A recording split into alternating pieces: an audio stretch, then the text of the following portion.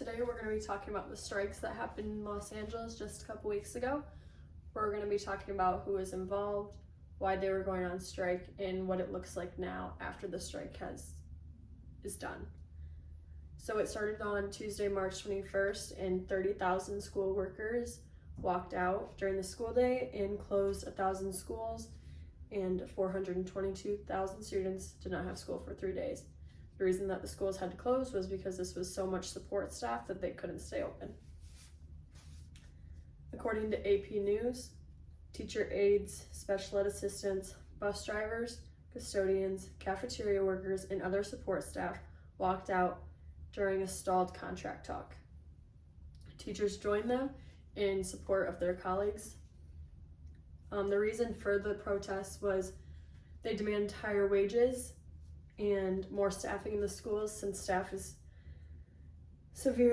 not enough staff in schools, and the aides are not getting paid as much as they should be for the amount of work that they do in the schools.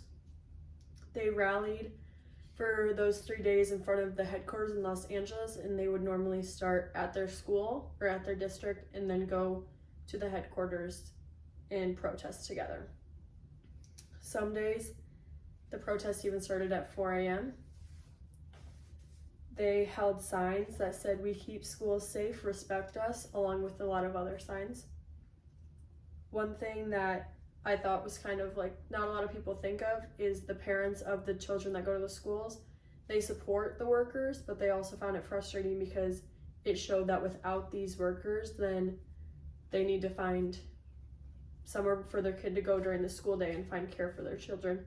And some people actually had to take their kids to work with them. According to the New York Times, the workers are looking for a 30% increase, and that'll look like a $2 per hour increase in their pay. The protest ended on March 23rd, and the result was small progress is being made, but it's not over yet. A settlement or an agreement is being reviewed from the state, so we will see where that goes. But in conclusion, the small progress that's being made is good for everybody, because hopefully just a small increase will show that a movement is happening.